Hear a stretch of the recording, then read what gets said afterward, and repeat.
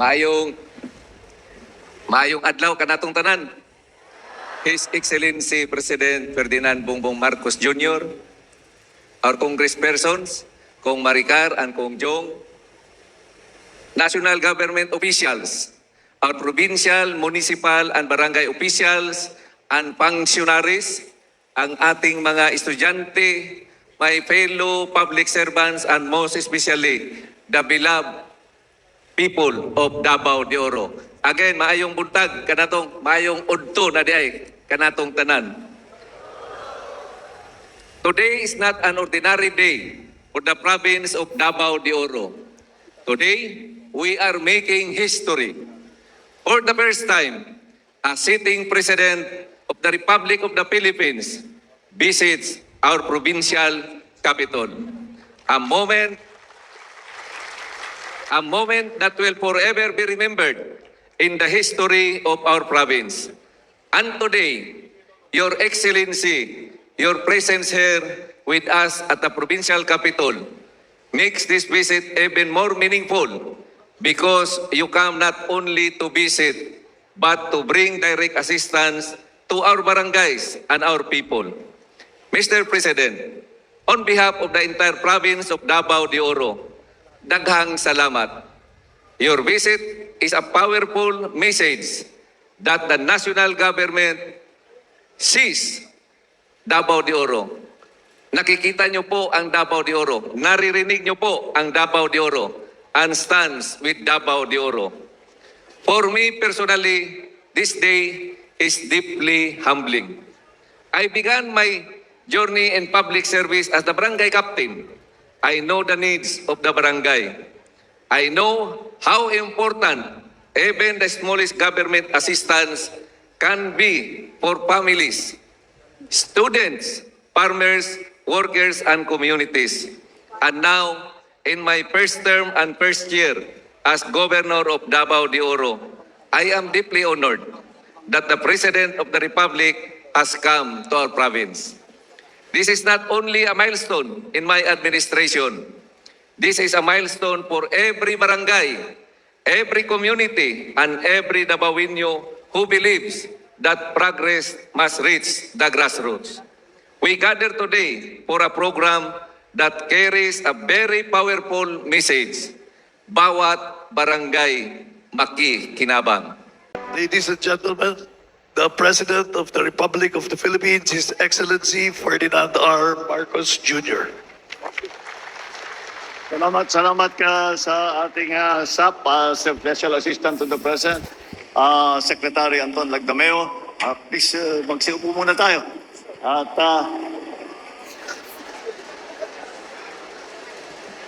alright, maraming salamat to Secretary Anton Lagdameo sa iyong pagpakilala.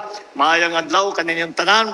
And maraming salamat sa napakainit na salubong na ibinigay ninyo sa akin. At ako naman ay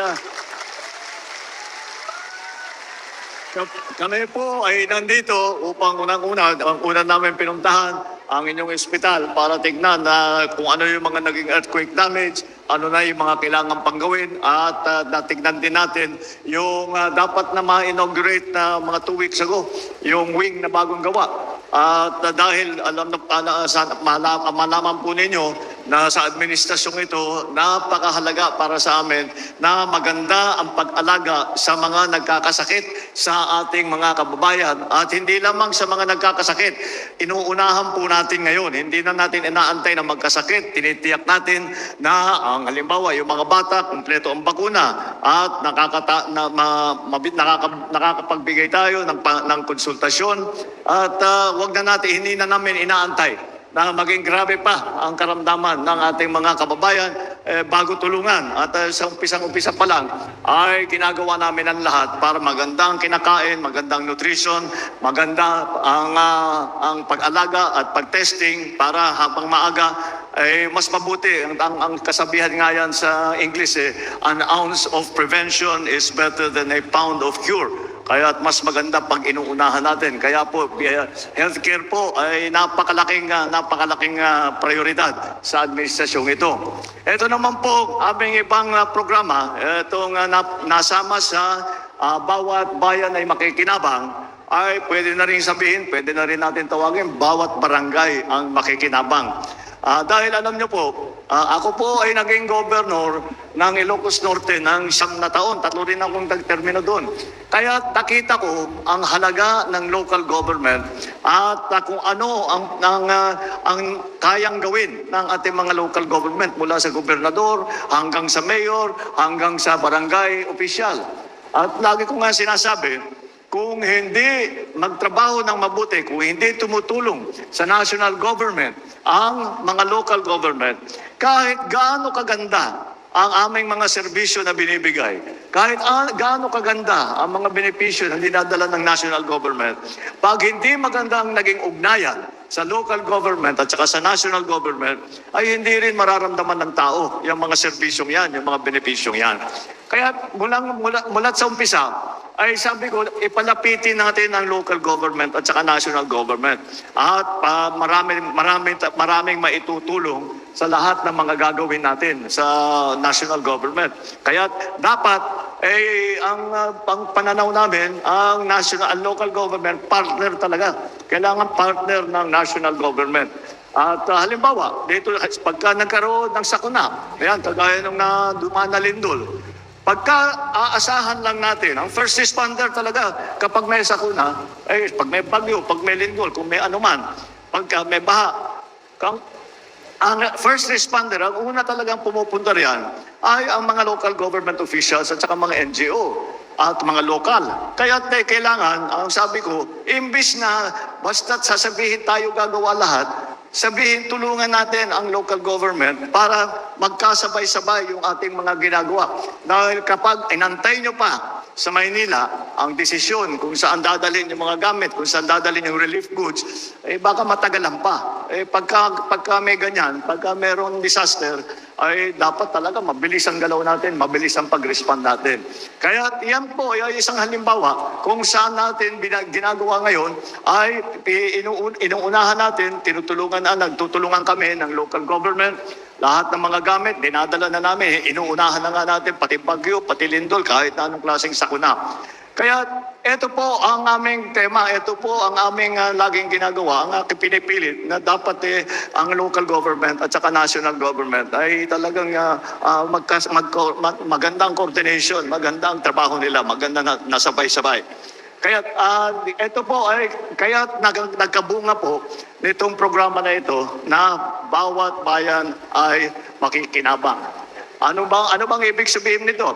Dalawa po ang kasama dyan sa programa. Meron po dyan isa pa yung tawag na LGSF Fund. Galing po sa national government. Meron din po kaming binibigay ng pondo para sa mga local government, sa mga governor, sa mga mayor, para sa kanilang pangangailangan at para makatulong sa ating mga kababayan na hindi nakakatiyak sa kanilang pagkain ay nakakapagbigay tayo doon sa mga nangangailangan ng bigas. Yun po yung sa LGSF. Ito po, kung saan tayo ngayon dito ay ang tinatawag na Social Civic Development Fund, Projects Fund. Ito po ay para naman sa ating mga barangay. At ang sistema po na ginagawa natin dito, lahat ng barangay sa buong Pilipinas ay binibigyan natin ng 200,000 piso bawat barangay. Buong Pilipinas to, hindi lang po dito sa inyo. Kundi, ang hiningi lang natin sa ating mga barangay official ay yung 100,000 ay mabigay sa mga scholarship. Kaya ang plano po ay ganito. 200,000 ibibigay natin sa barangay official, yung 100,000 doon gagamitin para sa scholarship.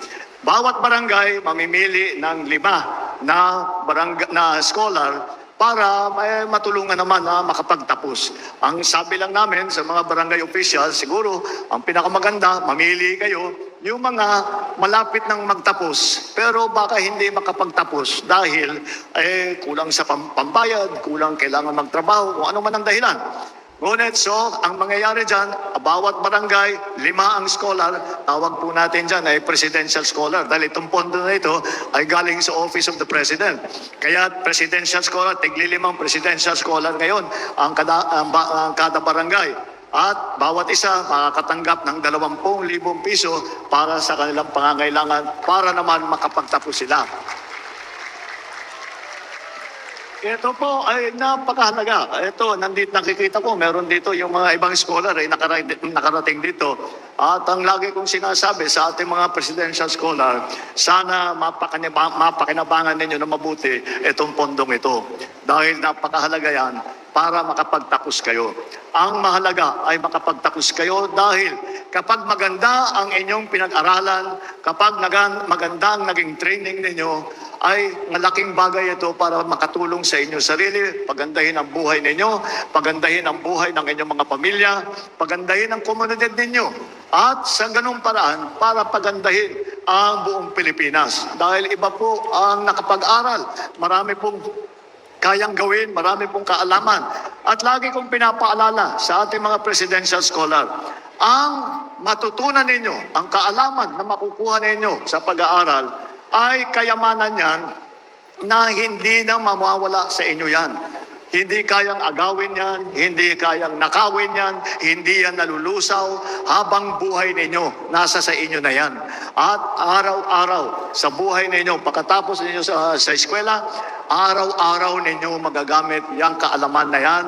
At yun na nga, at para naman, mas madaming opportunity, mas maraming oportunidad para sumikat at para maging maganda ang buhay ninyo. At alam niyo po, ang katotohanan yan ay kailangan, darating ang panahon. Siyempre, yung mga kabataan, akala nila matagal pa yan, pero darating na, malapit na yan, darating ang araw na kayo na ang namumuno. Hindi lamang sa gobyerno, kundi sa mga negosyo, kundi sa mga kung ano-anong mga ginagawa. Dahil po, katotohanan, sabi nga nila, wala naman daw forever. Siguro kaming mga nakaupo ngayon, hindi naman kami forever na nandito. Darating ang panahon na kayo na ang mga leader ng Pilipinas. Kaya't kailangan handa kayo, may kaalaman kayo, meron kayong karanasan, at kayo ay alam ninyong gagawin para makatulong sa ating mga kababayan, para makatulong sa inyong mga sarili, at para pagandahin ang ating minamahal na Pilipinas. Yan po ang halaga ng pag-aaral, ang halaga ng pagtatapos. Kahit para meron naman kayo meron kayong stock knowledge para kahit na anong papasukan ninyo ay patuloy ang paggamit ninyo dito sa mga bagong kaalaman na nakuha ninyo sa mga eskwela. Yun naman po, 200,000 po, 100,000, bawat barangay bibigay natin sa mga presidential scholar. Yun naman natira na 100,000 na nasa barangay chairman, hindi na po namin sinasabi sa mga barangay official kung saan nila gagamitin yan. Dahil, eto nga, naging karanasan ko bilang gobernador. Wala nang mas alam ang sitwasyon ng isang barangay kung hindi ang mga barangay official. Kahit na sinong eksperto na magsasabi, hindi, alam ko yan, hindi mo masasabi na mas alam nila ang sitwasyon sa barangay na yan, kundi tanong mo sa mga barangay official. Kaya yung 100,000, nasa sa inyo na yan. Saan yung gagamitin? Marami na rin po kaming napuntahan. Iba-iba po ang paggamit doon sa 100,000. Yung ibang barangay bumili bigas para makadagdag doon sa rice giving natin na ginagawa sa LGSF. Na bigas binili. Yung iba bumili ng motorsiklo. Yung iba bumili ng mga monoblock, bumili ng computer, bumili ng parang gamit para sa agrikultura. Yan po. Kaya hindi na namin inuutos, hindi na namin sinasabi, eto ang dapat ninyong gawin. At palagay ko, nakakasiguro naman ako, alam naman ng mga barangay official natin kung saan gagamitin yung pera na yan. At sinasabi ko sa mga chairman, sa mga official ng barangay, kung maging maganda ang resulta nitong programa na sinimula natin ngayon, basta't maging maganda ang resulta nito, ay patitiyakin natin, palalakihin pa natin yung pondong yan. Ayan. hihingian ngayon natin ang ating mga congressman. Pagdating ng budget, pupuntahan natin yung mga congressman, sasabihin ko, magandang programa ito, dagdagan ninyo ng pondo. Pero basta't naman, nakakarating sa tao, yan lang naman ang mahalaga. Yan naman ang mahalaga. Basta't makarating sa tao ang mga serbisyo, mga benepisyo na dinadala ng national government. Kaya napaka-importante po na ang development ng Pilipinas ay hindi lamang sa taas, hindi lamang sa matataas na opisyal, hindi lang sa Maynila, kung hindi sa bawat barangay sa buong Pilipinas. Ang bilang ng barangay sa Pilipinas siguro mga 32,000 plus ang bilang ng barangay. Nakapagtapos na tayo, nakapagbigay na tayo ng ganitong pondo, yung 200,000 sa bawat barangay, nakapagbigay na tayo sa halos 37,000 at 37,000 na barangay ay nabigyan na. Tatapusin po natin hanggat mabigyan natin lahat ng barangay. Dito naman ngayon, ang barangay na binibigyan natin ng 200,000 ay 565 barangays, Davao de Oro, Davao del Norte, and Davao Occidental. Kaya ipagpatuloy po natin itong programang ito, ang ating mga scholar, pag gamitin ninyo na mabuti itong pondong ito, take advantage, pagsamantalaan ninyo na meron tayong pondo na maibigay at mag-aral kayo na mabuti, trabahuin ninyo na mabuti ang inyong eskwela at siguro naman, sana sa darating na yung susunod na natin pagkikita ay may hawak na kayong mga diploma. Yan po ang pangarap natin, yan po ay para kaya natin ginagawa po ito. Maraming salamat po. Good luck po sa inyo lahat. At dadagdag ko pa po, bago po ako magtapos, alam nyo po, ang pamahalaan, ang inyong pamahalaan, ay hindi lang nag-uutos sa inyo na ito yung gagawin ninyo, ganyan ang gagawin ninyo. Yung mga opisyal, yung mga kababayan natin. Kami po ay kasama po dyan, kami nakikinig po. Kaya kung meron kayong mga hinain, meron kayong mga inaalala, meron kayong nakitang maganda na sa palagay ninyo ay dapat gawin, sabihin niyo po kami. Sabihan ninyo ang inyong mga local official, sabihin ninyo yung mga opisyal sa mga ahensya ng gobyerno, kung national man o kung local man, at kung kaya namin gawin. Kung ito ba, ay kung ano pa ang sasabihin ninyo sa amin, kung ito ba ay makakatulong ng mabuti sa ating mga kababayan, hanggat kaya po ng ating pamahalaan, gagawin po natin para tiyakin na lahat ng pangangailangan ninyo o karamihan ng pangangailangan ninyo ay maibibigay natin sa inyo. Asahan po ninyo, ang pamahalaan ninyo ay nandito, hindi kayo nakakalimutan kahit kayo'y nasa malayong lugar. Ay nandito po kami, ginagawa po namin ang lahat, nag-iisip ko na ginagawa din namin lahat ng kaya namin at alam namin gawin para tulungan at pagandahin at magdala ng kahit kaunting ginhawa sa inyong mga buhay. Kaya asahan po ninyo na ang pamahalaan ninyo ay laging nandito para mag-alaga, mag-alalay at tumulong sa inyong lahat. Maraming salamat po. Magandang hapon po sa inyo lahat. Maraming salamat po, mahal na Pangulo.